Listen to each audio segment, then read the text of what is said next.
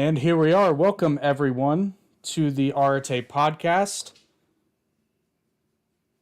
And in true Arete Podcast Network fashion, YouTube is being difficult. Okay, we are live. Welcome, everybody. I would like to welcome my special guest, Pappa D. Once again, our connection. I love the internet. And ever since I've started doing this podcast thing, it's been very serendipitous. I've met a lot of really cool people that wouldn't have happened had it not been for apps like TikTok, Instagram, or just doing this general podcast thing. So, you reached out to me on Instagram, and I was instantly flattered because you watched, or at least you saw part of the episode of Toon Talk 2.0 that my co-host Virus Fox and I did with Danny Hagen, who everybody should definitely check her out. And actually, tomorrow is her EP release of her new EP, Kissing You. So look out for that. But welcome, Pappa D. How are you today? Hey, how's it going? Thank you for having me, Jake. Oh, it's going. Well, so like I said, we connected on Instagram. So gotta love Instagram. And I'm floored because I met Virus, I met Danny, and I'm really bad with remembering names when I'm on the spot. I've met several musicians through Virus and just online in general, and I'm floored at how talented all of you are. It's, I remember the early days of the internet when it was like, hey, check out my band. And it was kind of like, yeah, but no, everybody's Cool. everybody's super talented. And it's like, it's cool on the one hand because it's the internet gives you guys the ability to put your stuff out there for the world to see. But you got to wonder why you guys aren't bigger than you are. It's kind of frustrating because you hear what plays and goes as popular, and then there's so many independent artists that are just hella talented. But so to kind of get into the music side of it, so I did a little bit of research on you, not stalkerish, but I am doing a podcast. But Of course. but apparently you sing, you hmm compose, you play. How many instruments do you play? I play a few. I'm a pianist primarily, but I do play the guitar. The trumpet was my pandemic project. I just really love Chet Baker and Miles, and I just transcribed a bunch of music and told myself how to play this instrument and the drums. And yeah, I love picking up a new instrument, it's really as a I see it as a vessel of expression, you have certain things you want to say that you might not be necessarily able to say at the piano through the guitar, and then next thing you know, you pick up a new instrument and all of these things are resolved. So I love to learn new instruments. So and apart from that, you also dance. Yes, sir. So it begs the question: is there anything you can't do? uh I'm really not good with repairing cars and fixing stuff regarding the engine and all. Well, I'm coming from Greece, and moving out to America 5 years ago in Boston, it was it was a pretty, public transportation friendly city. Never had to drive. So I love taking the buses and the trains and the subway and that that whole thing that comes with it. Really, the people you meet, the interactions you have, just a bit more social, rather than just being stuck in my car. But car can take you places, so I definitely um love when that happens. I just cannot really fix anything regarding that. But if it's artistic based, I like to stay creative, and I like to stay fresh, and I like to pick up new things, and it's just nice to be a beginner again at things, starting something again, because you never start from complete scratch. Like it might feel like a new thing, but you never really start from scratch. So um, yeah, I think we accumulate experiences, and these experiences really show off in any new thing that we're picking up, like a new instrument or a new dance. And dance an expression of through movement. So I don't know. I think it comes down to me. It comes down to expression. So any form of expression that I can find through arts, most of the times I'm pretty much inclined to it. That is really cool. I forgot to inform everybody. This podcast is brought to you by Stevie Wicks. We'll talk about them a little bit later. Um, but it's funny because so what kind of dance do you do? Because I not a lot of people know this about me. I actually not advanced by any stretch, but I did do ballroom dancing for a time. So what kind of dance do you do? Well, it's in the branch of ballroom dances. I'm a swing dancer, so I do swing dancing, which is like Lindy Hop and Charleston and all these other the steps that were being, created around that time, about 100 years ago, as of now, I think. And it's an African American dance, and it originated in Harlem.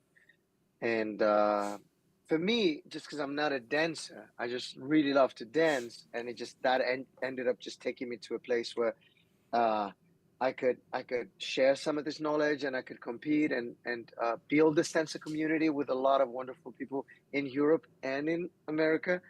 um, it was the love for the music. I was transitioning from rock bands and from all these sort of different musical genre and direction, and really switched it out to the discovery of the jazz standards, the American songbook, all these composers and writers. And for that kind of stuff, it was just all about the music. It didn't have to do with, oh, how timeless is that song, or how popular, or how many streams. We're talking like 80, 90 years ago. But that music really lasted. So from Gershwin to Jorge Carmichael to Duke and Basie, I just really fell in love with the music and the jazz standards and the idea of improvising on the piano. And all of these things kind of branched together and led me to discover that dance. And I've been doing it for about, 7 years now. I've traveled pretty much the whole world, doing that dance and building a network of people around the world where we dance, and they host me, and then they might visit me out here in Los Angeles, and then they stay with me. So it's a very community based dance that has brought me a lot of beautiful and wonderful experiences. That Yeah. is that's very awesome because I resisted dance for most of my life, and then I think it was right when I turned 30. I said, you know what? I'm just tired of, if you're ever at a social function and everybody's dancing and you're just like, I don't know if this is an American thing necessarily, but most of the guys, in America are just kind of sitting there. It's like, I don't dance. It's really because we can't. And I got tired of being that guy. So I decided to take classes, but I will say swing was the one that I just could not get. I was like, I had two left feet. It's tricky. It's very tricky, yeah. It's very tricky, but it's also very fun, And I think to bridge it really with the music, because I don't want to advertise myself as a dancer out there. I love to dance. I have competed and won a few times, but for me, it was always about the music. How can we put the ethics and the principles of jazz music, which is self expression, improvisation, but based on a vocabulary, based on a language, a phrasing, a stylistic and cultural respect towards that aspect. So, putting all these things together, did this like little melting pot, and I realized that this is why I really love to do it. And it's that fine balance between finding order and still be able to express yourself, like knowing all the steps that you're saying, and then still be able to improvise with the partner that you're dancing. And the same thing, I think, really for me at least, applies to music when it comes to writing and when it comes to composing or improvising, both for myself and both in an intimate in a setup with other musicians, either at a jam session or a full band or at a show, or whatever the case. Okay, so I'm pretty sure that I understand what you mean by improvisation when it comes to music, but could you elaborate for maybe anybody who's listening who may not understand what you're talking about? when you say improv in music, I guess there's probably different levels to it because there's the full, sort of jazz sense of improv where it is quite literally you can go so far as to just kind of make it up as you go, or is it more often something where it's like this is the sheet music, but maybe hold this note a little bit longer, maybe make this sharper, like, and it's usually exclusive to the performer, or is it both? Okay, you got it. Oh, pretty close. I mean, there's definitely a lot of different branches to it. So, uh, well, we have to think like improvisation as an idea is not something that was established in jazz music. Like we have information of composers like Mozart and other pianists or conductors where they would really perform their song and they would get to that point where we call it the coda or the cadenza or that section where the improviser or the performer would go there and improvise. And what are they improvising? Even at that time, they're improvising on the theme of the song, or in the motifs that are appearing in some sort of rhythmical component, and then you deviate that harmonically. Say if that was this chord that was supposed to come, you play another chord.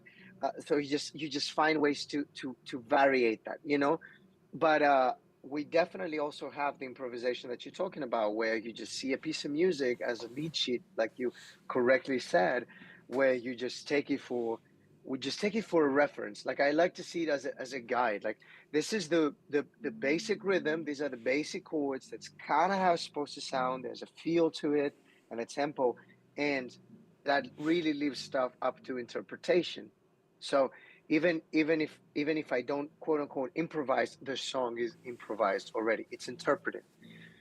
But in my case, I like to think improvisation, besides these two ways, as the idea of bridging my singer songwriter uh, folky background with the jazz and improvisational background, and bridge that with my love and training for classical music.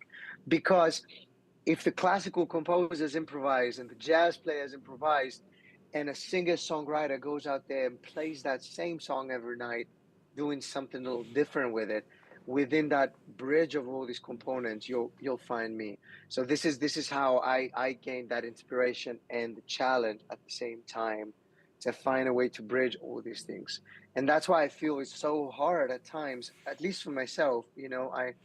Um, I haven't really discussed that with any peers around, and uh, more in that sense, but to find ways to put category in my music, to like, oh, this is folky, this is pop, this is jazz, this is whatever it is. It can really narrow down to as a singular song, just because a song might be so inspired by that classical thing, and it just goes, and people say, wow, that reminds me of Chopin or whatever, or other stuff. This is like very Randy Newman. I get that usually quite a lot, because it's jazzy, but it's also kind of pop, uh, popular, I guess, like more mainstream. So they're thinking, oh, that really reminds me that you got a friend in me.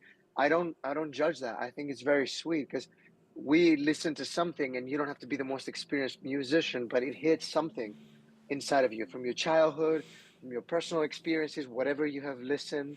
Not everybody's a music geek listening to like music all day. Everybody has their references. So I always embrace it with a kind heart, and I think it's very sweet. But N- that's exactly kind of where I exist within all these three worlds. Now it's very interesting because it's like you said, not everybody's a music aficionado. Like I have basic level of understanding of music theory, high school band level, nothing major, but there's a lot of times where I can pick up on something, but I don't really know how to explain it. But I'm not the only one. Everybody kind of says it could be something as simple as, "Oh, this part of the song," and it's like a music geek could probably tell you all about the composition and probably why it's eliciting those feelings or why it kind of has certain characteristics. But Exactly. there's a universal truth in music. I always kind of say music is a universal language because, and I don't know, well, I think you can see it in the rise of songs like genres like reggaeton in the United States. A lot of the songs aren't even in English, and yet they're insanely popular across the board.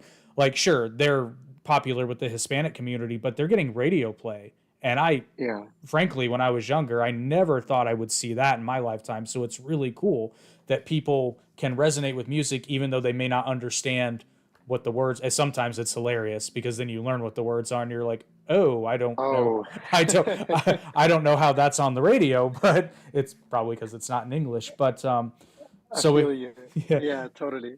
so we got to get cliche for a moment though. What is Pappa D's origin story? My story, well, it all started 27 years ago in a very small town in Greece, uh, where I was born. Um, I don't know. I've been, I don't know. I grew up in a very small city. It's called Kozani. It's in the northern part, about 30,000 people. Everybody knew everybody. Nothing crazy or very, very alive around. Very much so a sense of community. I was, raised with two parents and four grandparents that love me. They claim twice as the parents, because in Greece we say the kid of my kid is twice my kid. So I really have um, beautiful memories regarding that, and I do remember music being around all the time. Now my family is not a family of musicians, but they are a very musical family. Like my grandpa was singing in church, and he was singing for my grandma, and a lot of these songs have been imprinted in my mind. And I think what has been more imprinted in my mind than the actual songs is the element of the old flair, the quality, the noir. Like music is going today somewhere in a way where I cannot really understand all the time. And I used to be more resistant. Now I'm way more open, but I I do find myself attracted to that older quality, like something pulling me, almost like that song wasn't written in 2023.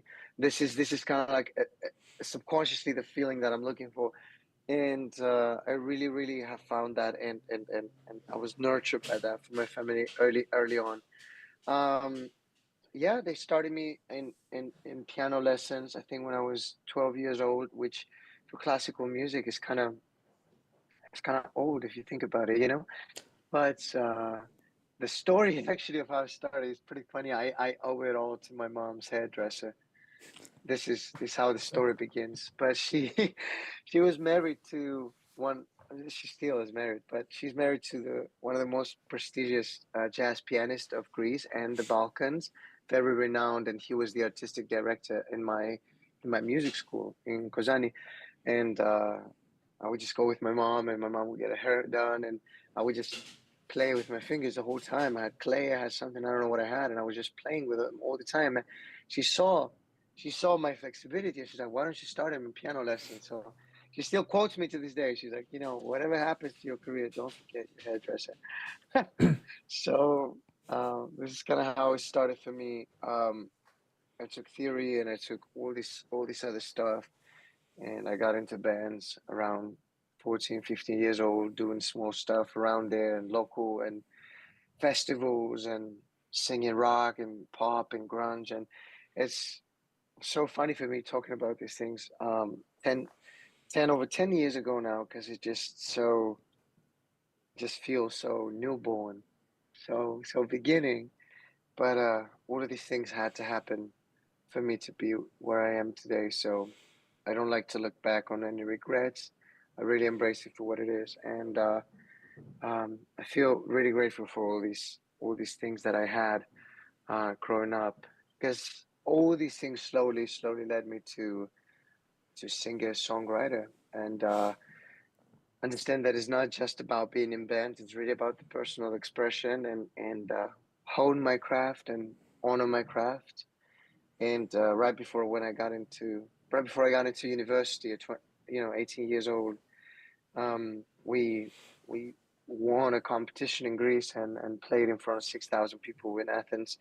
It was called School Wave, and it had a bunch of bands from all over Greece, 16 to 18 years old, and we won that. And so we had some little moments of I don't want to say success, but like success within the bounds of of a teenager, an early adolescent that is really craving these things. And uh, for me, it was very, very one-sided. Like I never thought I was going to do anything else. So I'm just very happy it's gone that way, and it hasn't stopped since then. It only transformed. You just said something there I kind of want to delve into a little bit more if you'll indulge me, because I'm always fascinated by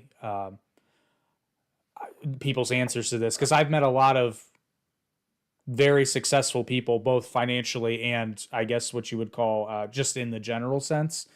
And you mentioned success there, and I think that with today's sort of social media culture, success has ironically become a much more pigeonholed definition than it used to be, and I think that's very much to the detriment. So, would you agree with the sentiment that today's success, certainly in say like anything involving celebrity, like the music industry, is a little too rigidly defined?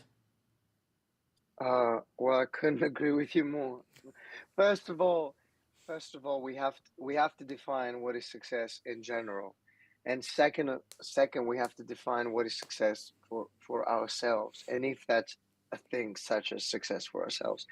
I think people really get caught up at times in the idea that success is the big house or being stopped on the street and or having millions of dollars in the bank and all these things. I'm sure they are great, but this is where they really go hand in hand with what is success means for us. Because if success for me means staying true to myself and playing the songs that feel right to me and trusting the process, um, a venue with 20 people that are there for me, they are supportive, respectful, understanding, appreciative of the music and understanding of what I do and who I am as an artist is going to be so much more impactful than playing a stadium of songs that I don't like or I don't believe in or they don't resonate with me. So I I really I really call this, the crossroads of life where we find ourselves in situations where there's an interest towards us and somebody might approach us and be like, hey, I'm interested in what you're doing. I want to buy it or I want to buy you or I want to buy your soul, whatever. And I don't know how these things work. I like to have an open eye and an open mentality for everything. This is what brought me to America. This is what brought me out here to Los Angeles. This is what brought me any musical opportunity that has happened for me in the last 6 months. So I think if I filtrate everything through this open mind opportunity, I can see it for what it is. But we have to be able to go outside of ourselves and observe the situation. So see it for what it is, and it's also a very felt thing. Like when these opportunities will come, that could lead you to success in the eyes of society or failure. How do we how do we perceive that? How do we see that? Do I see that as selling out? Do I see that as something where it can benefit my career? Because I'm realistic, I want to put a bread on the table and still, support my dream, but also I don't want to be a starving artist. So it's all about those things. What are the sacrifices we're willing to make to get there? If that means downgrading our lifestyle or, not eating at the fanciest restaurants or driving the fanciest car or whatever, not because we don't want the finer things in life, but because my time right now is more important than working for minimum wage or whatever just to say I'm living a certain kind of lifestyle that hasn't even resonated with me to begin with. Why? Because I'm remaining often authentic to the craft and giving myself that time. It's almost like I'm paying myself in this time to do all the musical stuff, the artistic stuff, sitting and chatting with fine gentlemen like you, talking about those things. It's true. I mean it. Cheers to that. But I really mean it. That idea really has elevated the way I go about those things in the last 6 months. It's very, very clear to me, and it's been going well. So, I feel success is happening already, and it's not about. it's not about thinking when I have $1 million or when I get that record deal or when I play the Greek theater, because all these things talk about destination. And of course, for sure, it would be really nice to get there and play the Greek theater and have this money in the bank or whatever. But I like to think about a success in the day to day life, how I'm living life today. Am I playing tonight?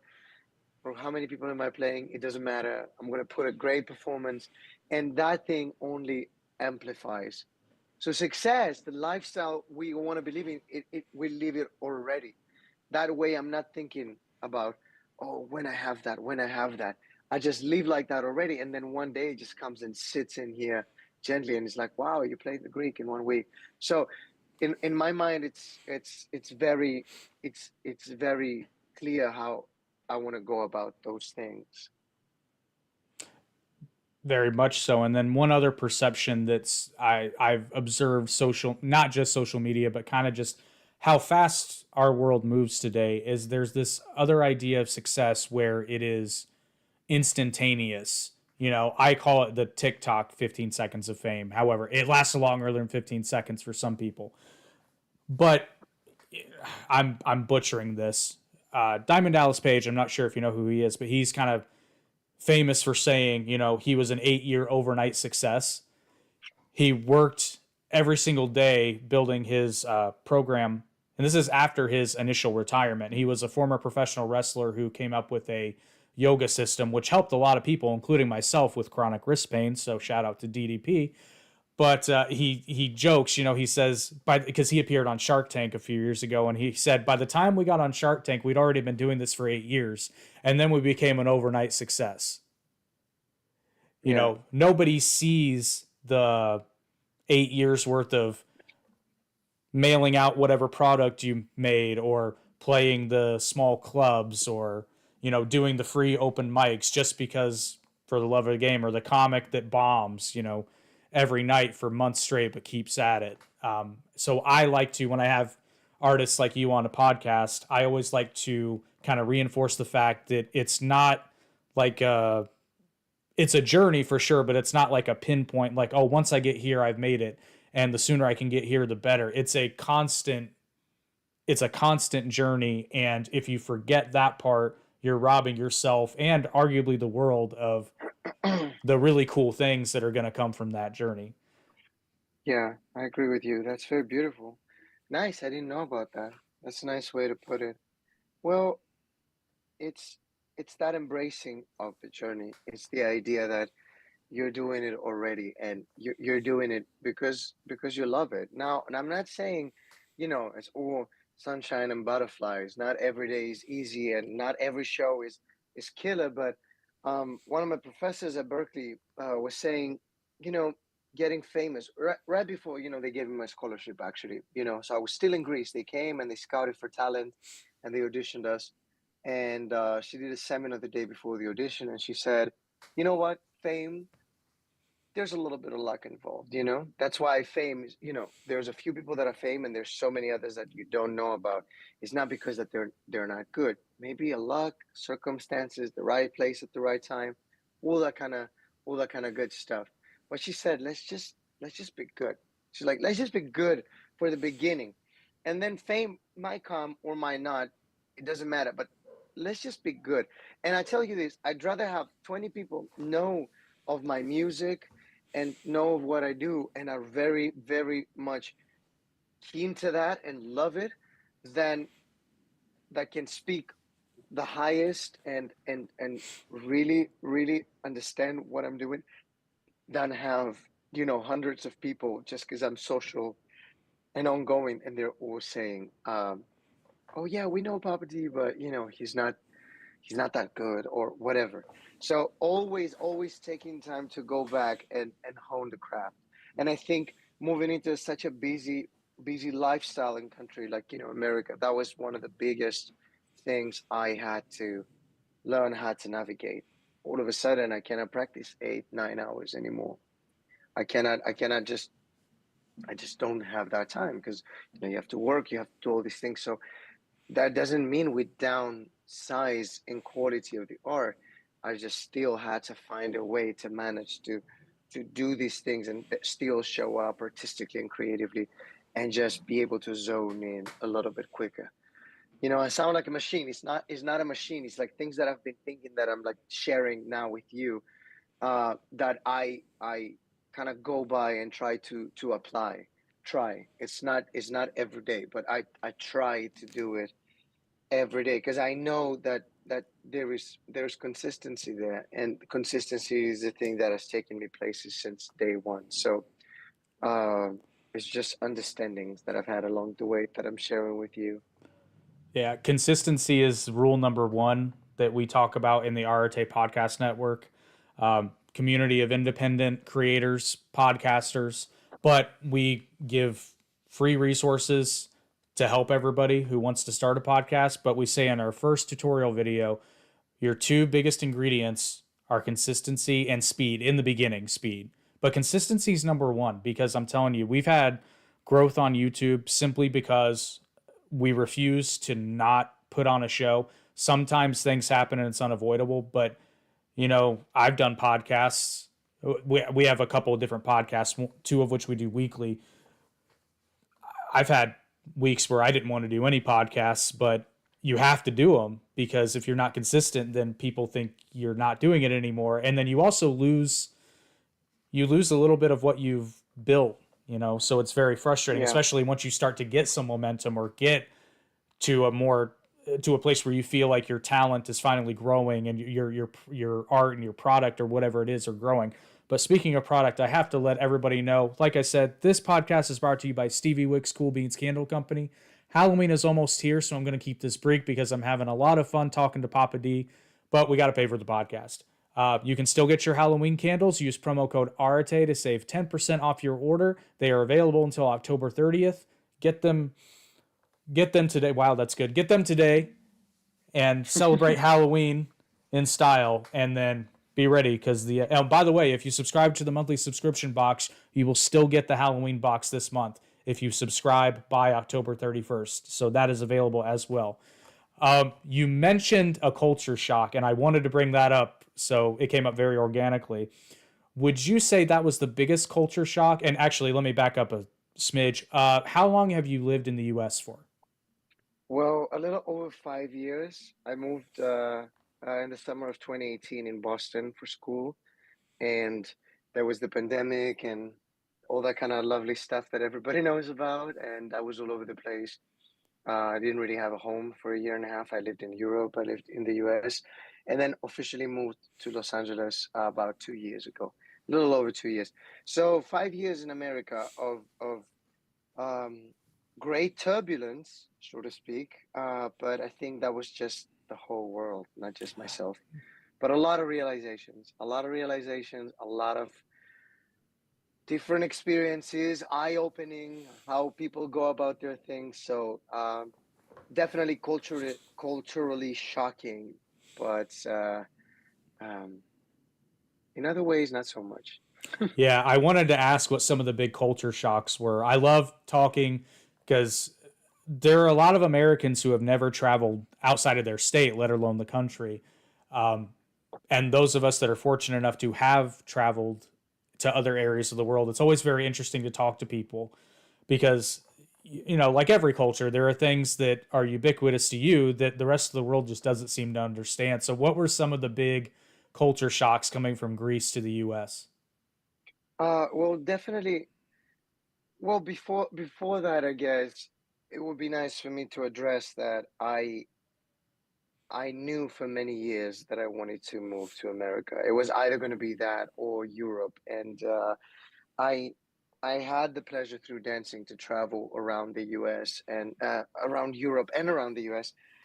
Even before moving to America. So a lot of travels, a lot of trips, a lot of experiences with many internationals because the community is just so broad. So we're staying in hostels and we're backpacking and meeting others. So that really opened my eye to all sorts of cultures, all sorts of nationalities and ethnicities. You know, skin colors, ways that people go about their lives, busy lifestyle, urban areas, old towns of Europe, whatever, you know. So when I moved to America, Boston, I feel, is such an easy transition for a European. It's New England, it's brick, red brick, it's friendly on public transportation. So, and with that in combination with the fact that I think my year we had people from 153 countries attending Berkeley my year. So I was not hanging just with the Americans, you know, like my bosses were international. And so it was, I felt a melting pot. It felt like Europe. So it was a little bit smoother. Okay.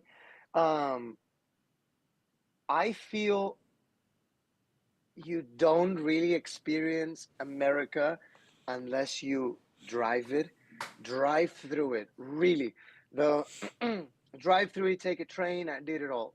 The people that you're gonna talk to that airplane on the flight to Chicago or whatever, or even a smaller city. Usually, it's really the smaller cities, you know, because I feel New York, Los Angeles, Chicago, Nashville. Okay, Nashville a little bit, you know, feels more like America to me, if I can even say something like that. No, But I I really, would agree really, with that. Yeah, Nashville yeah, still has a compared to the other cities, Nashville is still very much that American Southern, even though it's very metropolitan now, but it still does kind of hold on to that Southern US sort of yeah, attitude.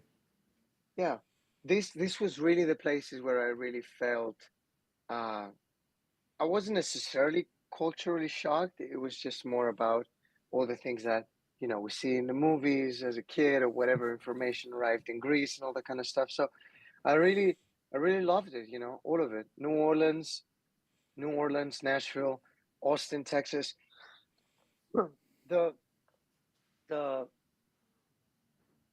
the honky tonks, the music. I think I think the music was again the big thing why I wanted to move out to America. Jazz was invented here, blues, all that kind of stuff.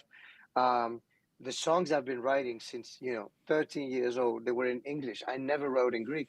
So I knew not just, oh, there was a market for me here. I knew if I wanted people to resonate and connect with the things that I was saying, it had to be in their native language.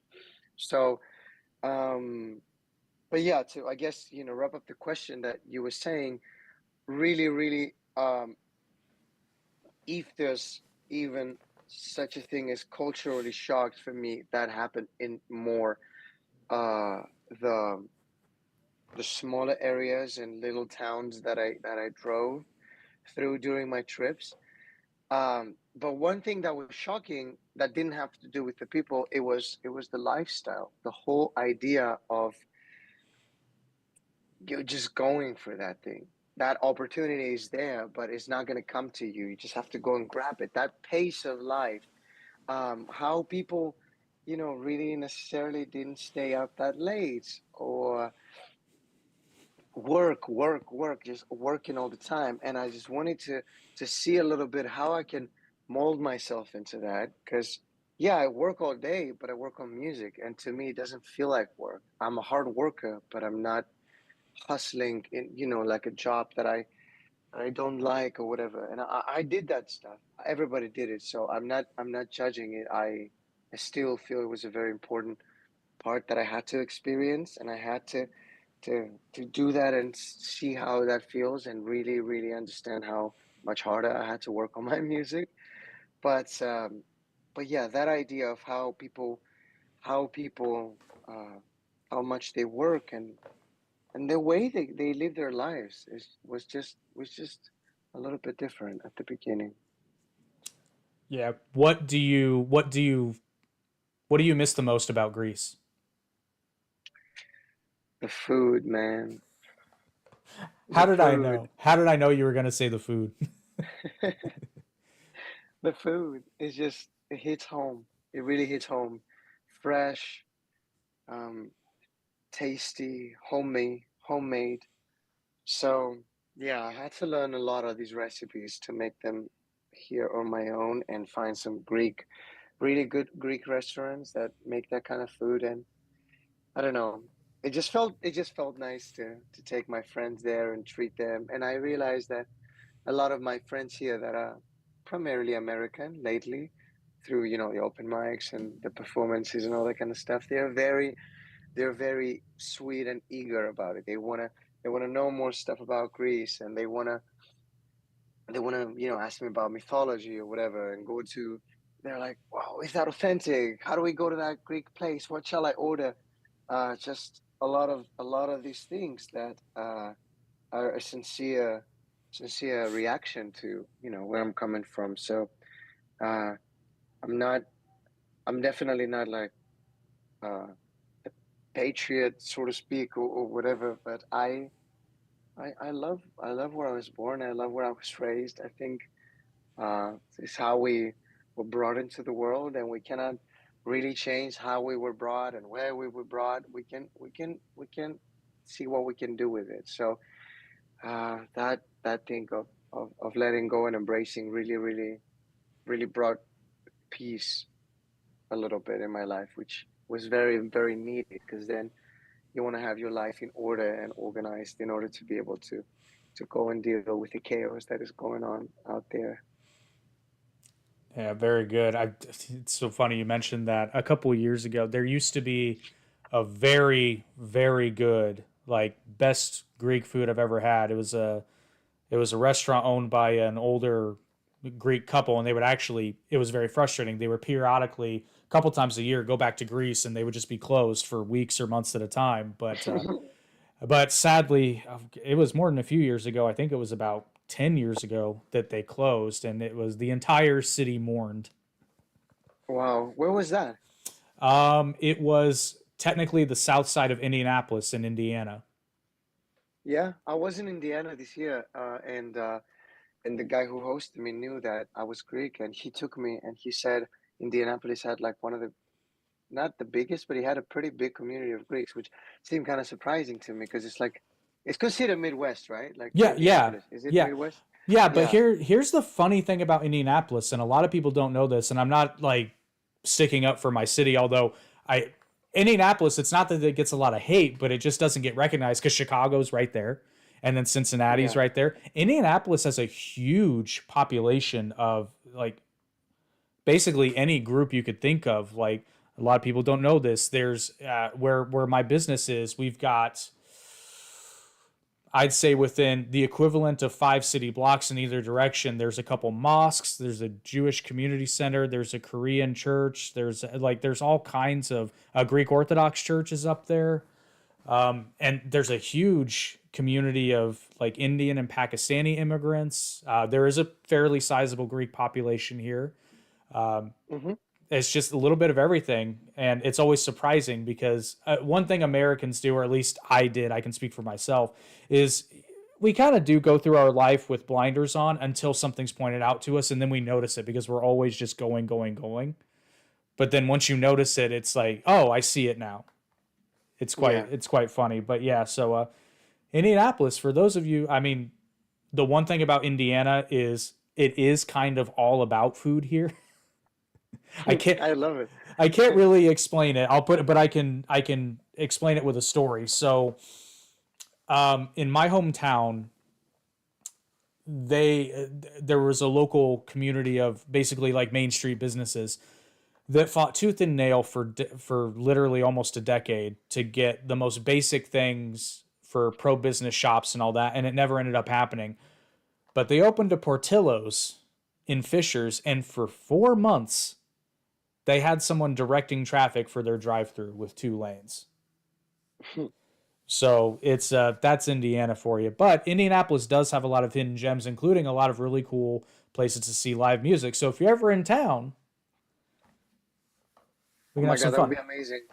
Yeah, I'd love to play out there too. See, that's another thing. This is such a big country to be able to build a sense of community, especially if you're an independent artist and you're trying to do it all by yourself.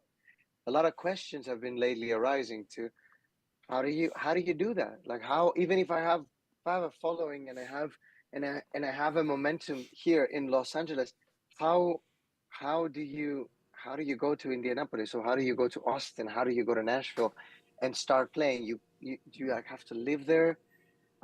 I found that people are inviting, and I would always focus on the new people that would come to a show, and want to make sure they have a great time, and they get to know me, and we have each other's information by the end of the night, because this is the real success of the evening, the people who didn't know you that came and they stayed. So I'm thinking that something similar could and would probably happen in every other city I would play in America. At least it has happened a few times that I did it, but it's more about how do you get to do that? Like, do you just put yourself out there?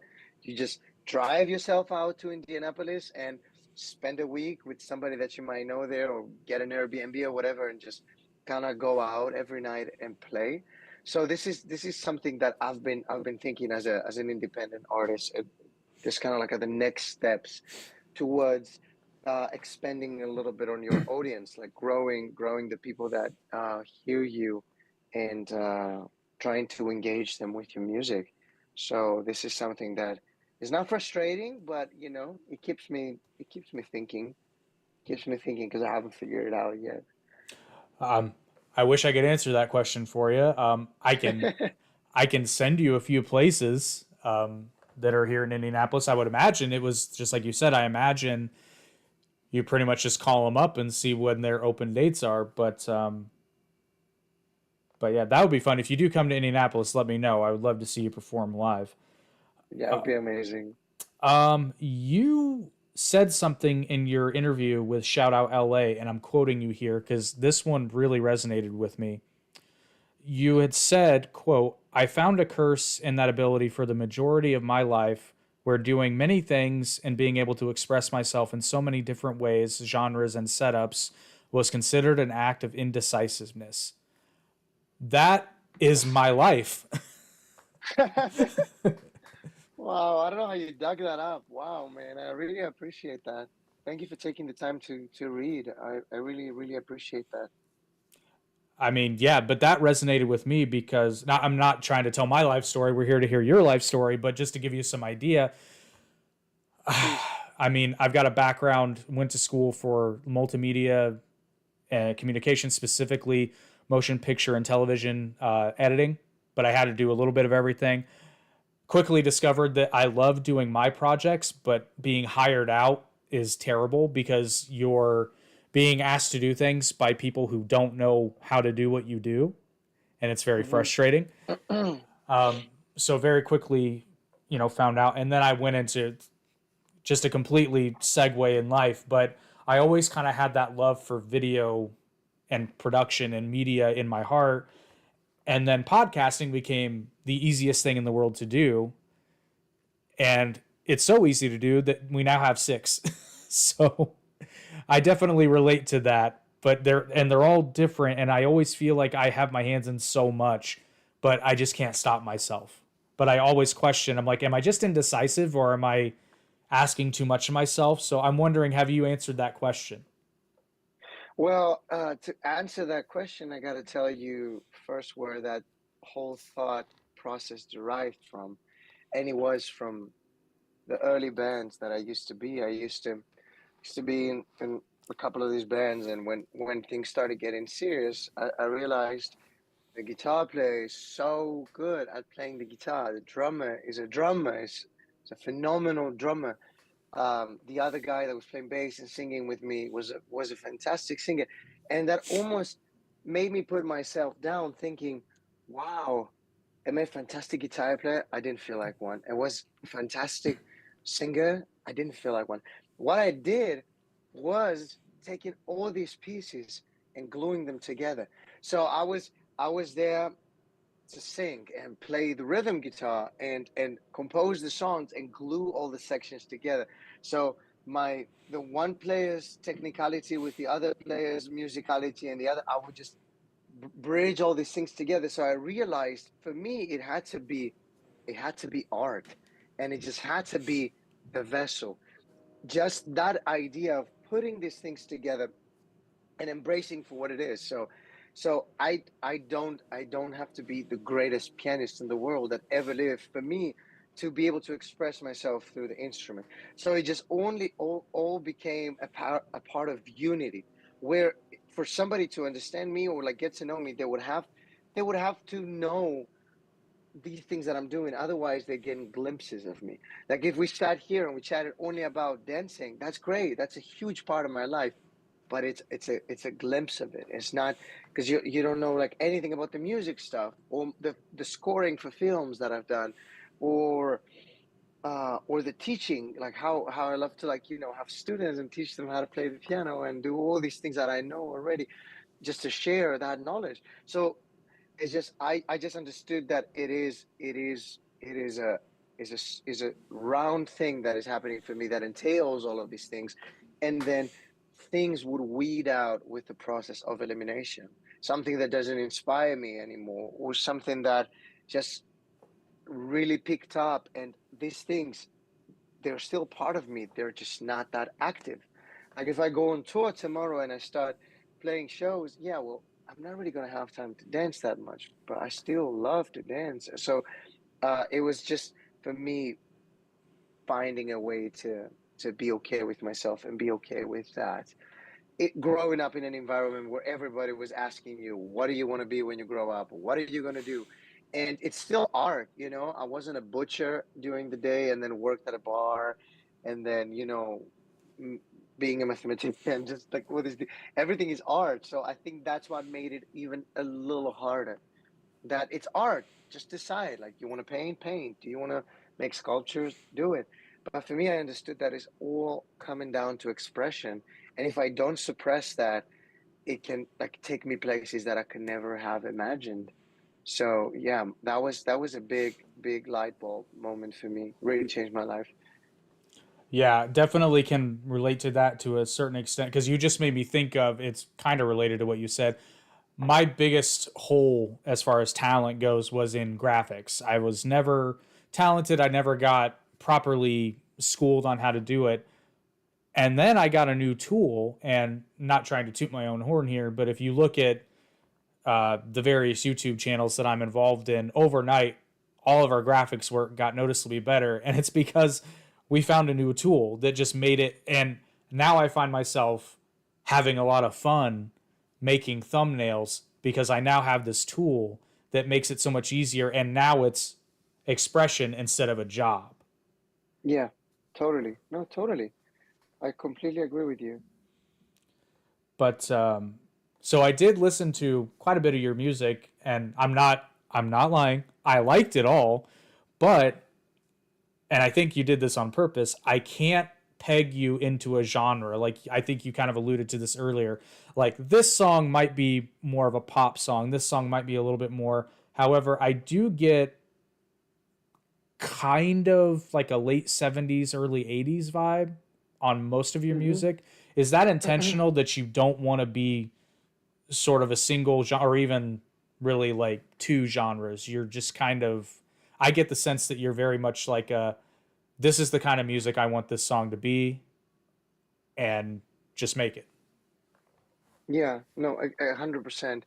I think the whole 70s and 80s derives from the older element, hearing music that feels like it's from 50 years ago, but you can also achieve such effect with jazz tunes that sound a little warpy, like the New Orleans sessions I did, which were recorded literally on a honky piano with a little microphone in New Orleans, but the energy was there. So for me, always cared about composition. Is the song good? Definitely, a lot of not so great songs will get away with the fact that they're extremely well produced and sound pristine. And I always struggle with that idea, just because you can wear a lot of hats, but sometimes it also takes a village. You need a team of people to make you to make you sound good. So I feel with the knowledge and skill set and life experience that I've had so far, this is this is what I've created, and it's out there. So once it's out there, it's no longer mine in a sense. So it's to be experienced and perceived in any way each individual listener desires. So definitely in that sense, it wasn't it wasn't intentional. There is a sense of identity that is starting to be stabilized, is starting to kind of settle in. like how I dress, maybe that way depicts with the music, and it creates that old element to that, which I very, very much love. But I didn't wake up one day and I was thinking, I'm gonna be 70s, I'm gonna look old, and everybody's gonna think about that. It just really felt natural to me, and how we carry ourselves, if we feel comfortable within our own clothes and within our own skin, people are going to receive that. So then whatever I was setting out as an intention and as a way that I was carrying myself and going by life, people received. So it was always a ping pong effect where I would just be a certain way and release the music a certain way, and then people would reciprocate that and give me back a reaction where I would be like, okay, yeah, I can see that. I intended it to be classical. A lot of people, that might not be so familiar with classical music, they're going to be, usually they're going to point out it's very cinematic, it's very dreamy, it paints a picture, whatever. And to me, this is stuff that is reinforcing uh my view of the song and viewing it a different way. But I didn't write it and thought, oh, this could be cinematic. I want it to be longing. I want it to be beautiful. I want it um to to be nostalgic, so to speak. It's just about an emotion. So some of them came more classical, some of them are more produced and came out a bit more pop. But I definitely have a fair amount of classical music out there. So the goal, as a uh, teaser and a little sneak peek to those who are listening for next year, is to focus more on fully produced songs, full band sound, fully recorded music that can really, really, really paint more colors and more pictures to the songs that I have, rather than just vocals and piano, or vocals and guitar, or just piano. To really, really, really, really start painting multi-dimensional pictures. So this is the goal for next year. You heard it first. You heard it here on the Arete podcast first. But so not being, and I'm, by the way, I'm not framing this as a bad thing at all, because my musical taste is all over the place too. Like my playlist confuses everyone. But do you find that not really having sort of a genre specific style hinders, not, I don't want to say your exposure, but do you think that No, no, no. Say hinders, yeah, but do you think that hinders people from really, like, I don't know how to phrase it, pl- just placing me in a. not just placing you, but like, you know how sometimes you'll listen to a song in a genre that you like for example, I'm a big rock guy, and I actually met Virus Vox, who I do Toon Talk 2.0. He's the lead singer of the rock band Again and Forever. I listened to one of their songs and I instantly was like, oh, this is great. But it was very genre specific. And I don't mean that in a bad way, but I mean it sounded like a rock song. So I instantly knew I liked their sound. With your Mhm. music, I dig it, but it's very hard to place. So I guess, have you found that some people are spending more time trying to figure out what it is than really just enjoying the music, or is that not really a concern? Um, I don't think trying to find a way to place it is more of their concern. What I would assume is that um, you can touch a lot of genres even within the music itself for a single artist. Like there's artists who might release a jazz album, and then they might do a solo album that is fully folky and acoustic, and then the third album, next thing you know, is like bossa nova and Latin jazz, and like it can be whatever. And I feel you have, as a listener, you have a taste for a song, and then you listen through, and you're like, I really want to listen to some mellow piano music right now. Boom, you go to Pappa D on Spotify and you find the mellow mood whatever playlist that has like 30 hours of my literally solo piano music that you can just shuffle and get to have that experience. And I don't have a problem with like skipping. You find something, you're like, oh, that's not really my thing, like I'm gonna skip it, and then you find that like one thing.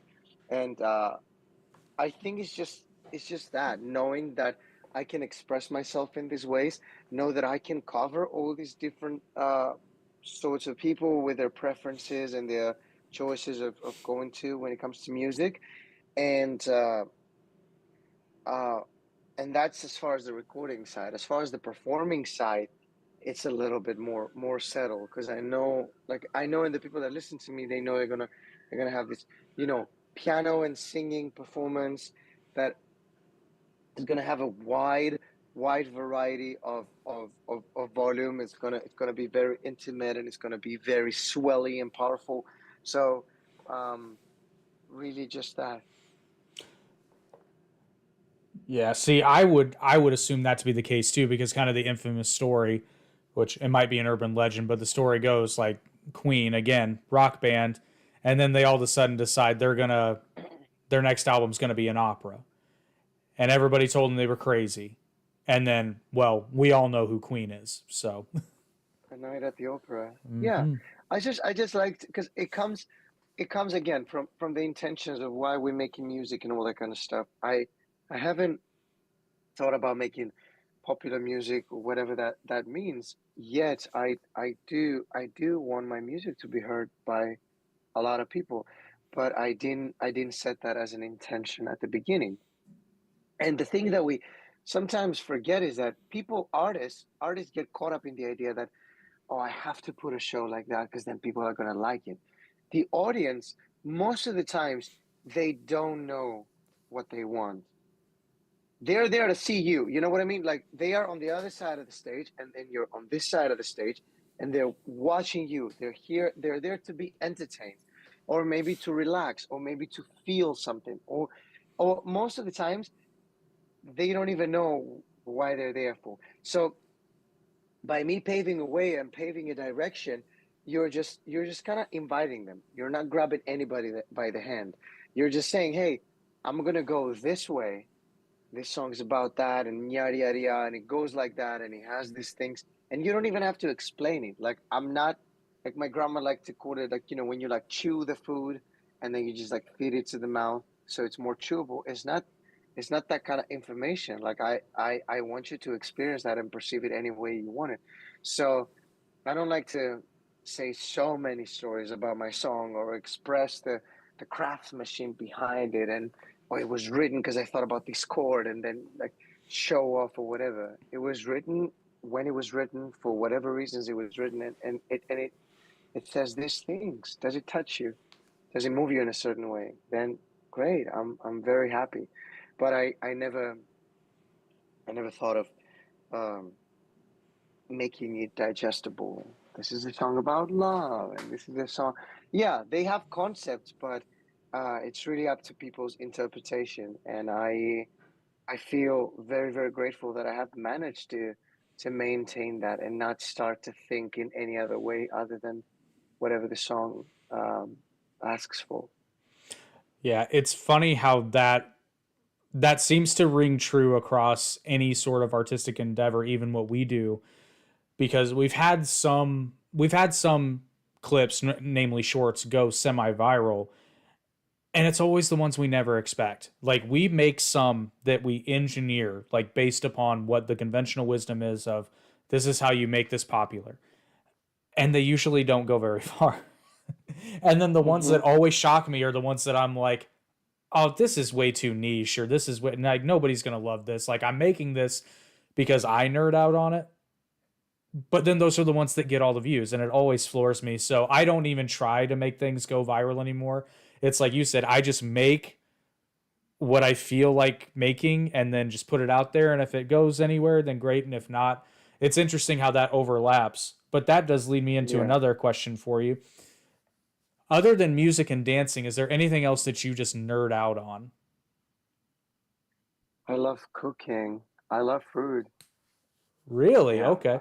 I did not expect that. A little yeah. bit more about that. So you like to does that come from family, or is that just something that kind of manifested over the years?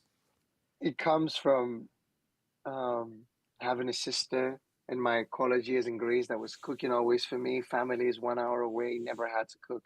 So I believe, change comes from necessity. Next thing you know, I moved to America. I'm broke, and I have to eat like frozen food and steal my roommate's mac and cheese. And if he's listening, he's probably like, "I knew it."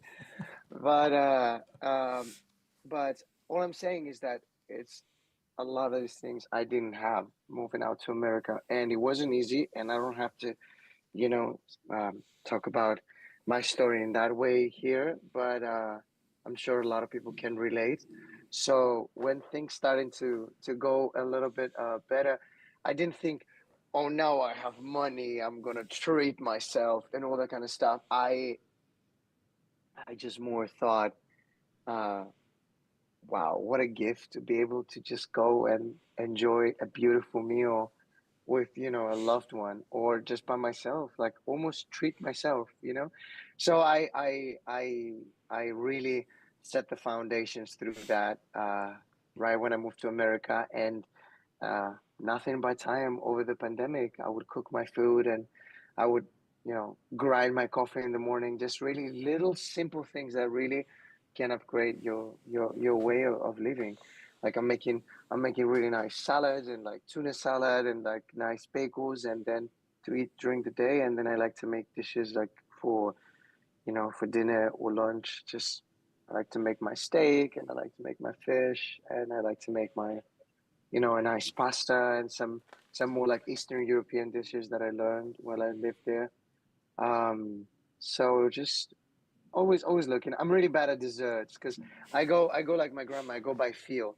I never count. I'm like, oh, it feels like this much. So there's no there is like a measuring tape, or anything for ingredients. So I think I would just really be extremely bad at making cakes or brownies, but I'm good at eating them. So I think that's a skill right there too. What's your go-to dish to cook? What's your favorite thing to cook? I'll make steak and asparagus or Brussels sprouts, and maybe some mashed potato, and uh, I'll make a nice green salad. I love cucumber salad. It's a very summery dish that we have in Greece, with like white vinegar and a lot of olive oil. Put olive oil in everything. Yeah. Uh, so just simple stuff. I'm not making anything fancy. Don't get excited. I wish I could hype it up. I think it's just the process of it, and just like creating with music, like creating with everything. You're just creating a nice dish that you made it, and then you just enjoy it. I think it's a very wholesome thing to do, and I very much love it. Yeah, very much so. And I'm just going to say it right here. Brussels sprouts are an underrated food. Eat them more often. I love them. Holy smokes, I could live off Brussels sprouts. I pretty much do. I have them with just about every meal I prepare at home. I love them. I know a lot of people don't, but I think you got to give them a chance. You can season them. It's fine. Yeah, yeah, you can just not just put them like that in the oven. Although I will say just some Brussels sprouts pan fried in a little bit of oil are Nice. Yeah. Well, I like to make them with the balsamic glaze and the dried fruit. What is that? Dried cranberries or something, mhm. pistachios. But I like my stuff chopped. I think, just you get a salad and then everything's like chunky and ugly. I don't really like that. I like to chop them, when I make broccoli, or I don't know, just trying to be a little bit more healthy, I guess, since being a musician is already frustrating enough at times. Let's at least eat healthy. That I'm telling you, I learned the hard way. That goes a very long way. Um, so as we kind of come to the close, or at least we've been going. How long have we been going out? It's funny. These podcasts always run a little over an hour, so that's about where I thought we were. It's funny though. Sometimes before I know it, I'll be on one of these and we're talking for 3 hours, and it's like, oh, we've got things to do. But And we're hungry, yeah, and we're talking about hungry. all that kind of Yeah, stuff. yeah, that's true. I haven't eaten dinner yet, so yeah, I have to cook after this. Um, Kind of an unfair question, but I always have to ask it in some iteration. Is there any advice that you would give to, in your case, a young musician that wants to pursue a career in music? Don't do it. No, I'm just kidding. I always wanted to do that. I always wanted to do that. I saw it in a video. I thought it was very funny. Uh, well, I saw this interview by Ray Charles where he was being asked on his addictions and he was being asked to give advice, and he said something that really stuck with me. He's like, I'm not here to give you advice, son. I can tell you what I did, and then you can take it as you go. And it's subconsciously you're still, sharing your experience, and it is like advising the people. But I never, I never thought that, oh, there's something, extremely special about me that everybody listen. I think I have things to share like every other person, but I'm not here necessarily to give advice. I can say a couple of things that works for me and a couple of things that I wish I did a little earlier, or that I would have changed, if that counts. Yeah, Does that absolutely. count? Yeah, absolutely. Advice can be, most of the advice I give is what not to do because I made the mistakes. And it's like, hey, if you want to save yourself 5 years of frustration, don't do this. Yeah. Okay. I like that. I embrace that. Well, uh, I'm gonna start with the don't do's then, because we're ended with the positive stuff. Um, I think that I wish I didn't do was to be so consumed with my own thoughts about how it's supposed to sound, or waiting to be perfect, or waiting to be extremely ready, or when I'm gonna go out there, uh, I'm gonna kill it, and it's gonna be incredible, and then build all this pressure, all this expectation, all this expectation, and then it just doesn't happen, or it doesn't happen the way you want it. And I realize this is it's I mean it's pretty self-explanatory, but like sometimes we really, really, really forget that. So definitely utilizing the most of my time, finding always finding a little way to generate that energy, so I can just go out there, and even if I don't feel like it, just show up and try and do the best I can. And we all have social batteries. It's a thing. Sometimes they're just dying, and social person, no social person, you get to a point where you're like, okay, I just need to be alone now, and that's totally okay. But being there for others can really, really take you a long way. And I'm not saying give up on your dreams, because uh, if they're not clear, and if they're not in your mind very, very, very presently, then you're just going to be a part of somebody else's dream. And I think I never wanted to do that for myself. But I always believe in the idea of sharing is caring. So just being there for others, playing with others if it's needed, coming out to their shows and supporting, doing that, it can take you a long way, not just for the mere purpose of what's in it for me, what's the benefit, why do I have to, but just because we all started this, because we all love music. So I want to maintain that inside of me.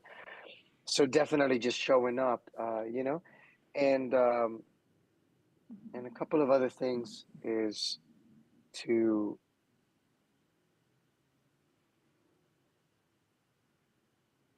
I don't know. I think I just covered it all. Um,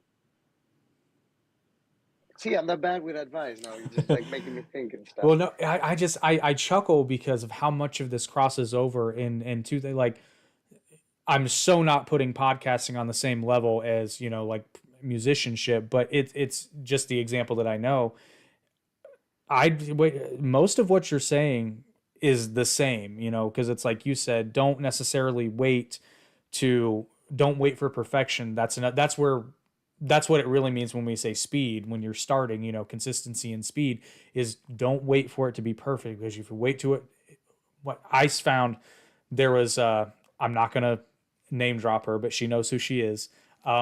She was getting very frustrated when she was just starting her podcast, and I just so happened, the internet is so serendipitous, at least for me. I just so happened to see a meme, and it was a picture of like a little stick guy with a pile of bricks, and then next to it was a picture of a stick guy who was making a short wall, but there were still some bricks on the ground, but he was starting something. And what was it?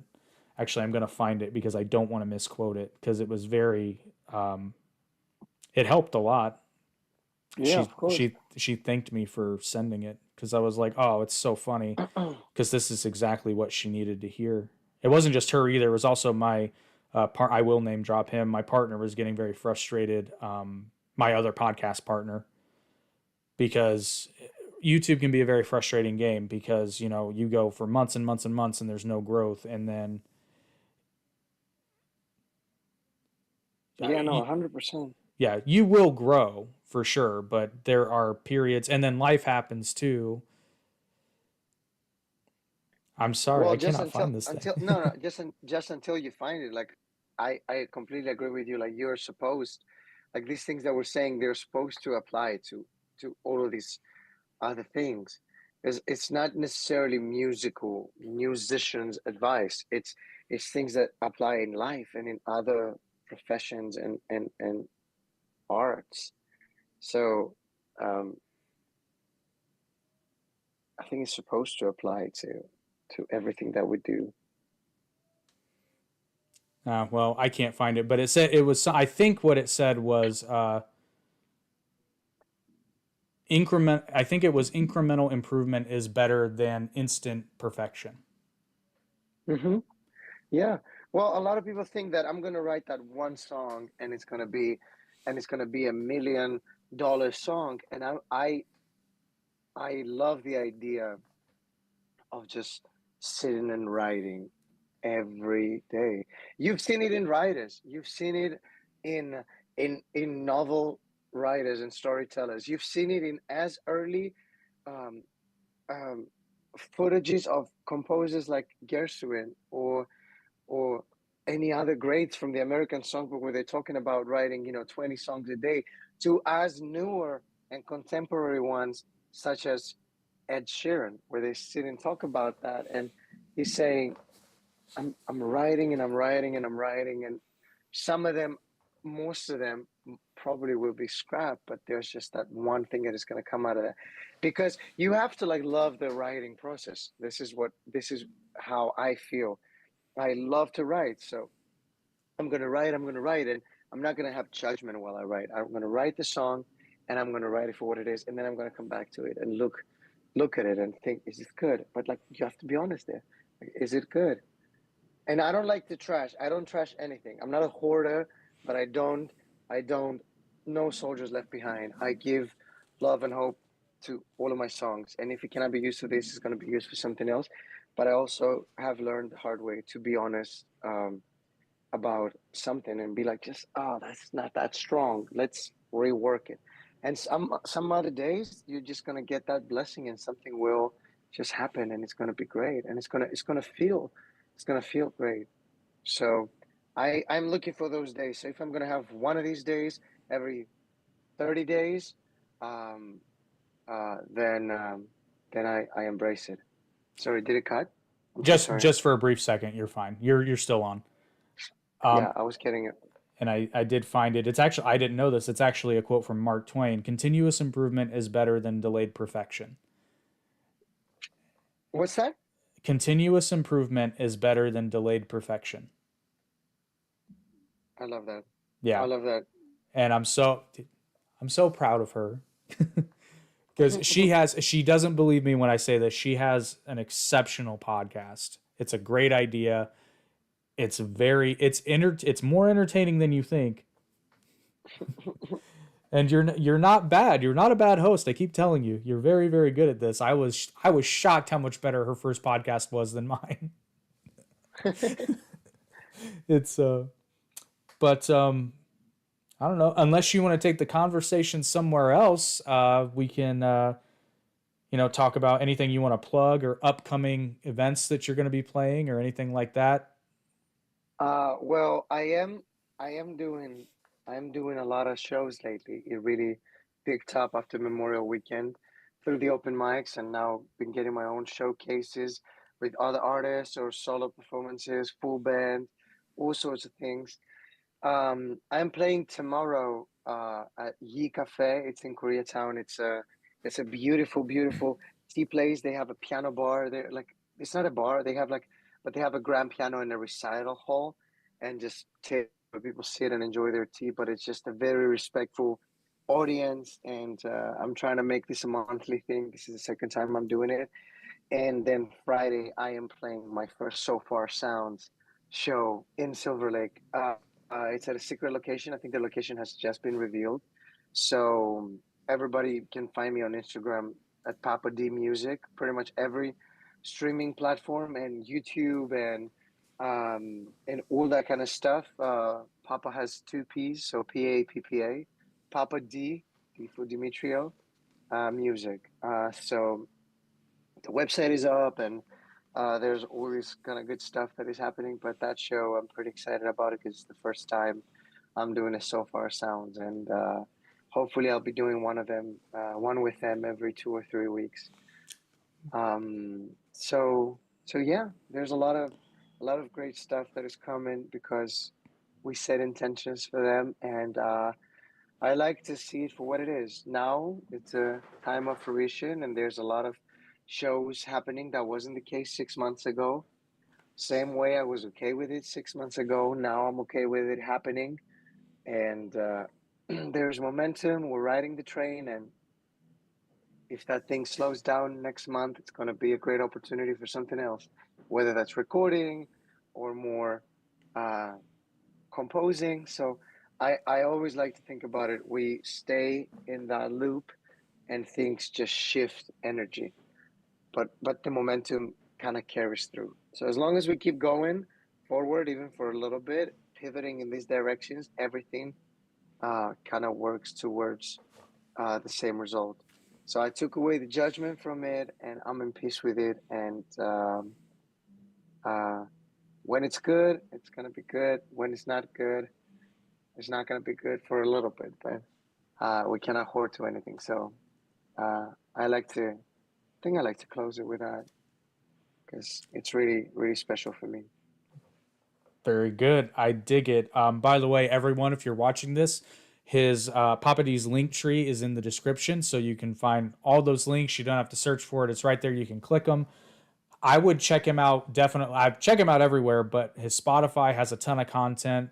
YouTube has a lot of really cool live performances, which I used some to make that little trailer video. That was a lot of fun, actually. Yeah, I didn't know what I was gonna do with it, and then I just kind of like, well, the song you told me to the song you told me to use a float. I'm like, well, this is very ethereal, so maybe I do some, play with the opacities and some motion. I think it turned out pretty good, but uh, yeah. No, it was amazing. very, very, very good music to check out. And if you're in the Los Angeles area, watch out for him. He's going to be performing, like you said, tomorrow night at Yi Cafe. Yi Cafe. I almost said Bar Yi, and I'm like, that's not right. At the Yi Cafe, and then obviously you'll update everybody. Follow him on Instagram, definitely. A lot of really cool stuff he posts. Well, Papa D, thank you very much for being on the podcast and reaching Oh out. my God. My pleasure, Jake. I'm so happy we got to do that. Thank you so much for having me. Very much so. We'll have you on again or on some of the other podcasts if you're interested. Yeah, For yeah, that sure. would be amazing. I'm sure we'll find some other things to talk about. Absolutely. Yep. M- Maybe I would have mastered my brownie technique by that time. There you go. There you go. Well, great luck at the show tomorrow. Break a leg, and I think we're going to be hearing more from Papa D in the very near future. I have a hunch. Thank you so much. All Thank right. you so much, Jake. Thank you. Take care, and thank you everybody for watching the podcast. As always, please like, share, and subscribe. It takes 1 second to like a video, and share it with your friends, and follow Papa D on all of his platforms. And if you would prefer to listen to the podcast rather than watch it, you can listen to it on YouTube Music, Apple Podcasts, Google Podcasts, Spotify. There's always some Podcast Addict, Amazon. Basically, anywhere you can listen to an audio podcast, it's probably there. So you have no excuse. You can listen to it on your drive to work because Americans drive Yeah. everywhere. Or when you're driving cross country, you can switch between the Arete podcast and Papa D's piano playlist. Yeah. Yeah. All right, Sounds everybody. great. Take care, and we will see y'all next month for the Arete podcast.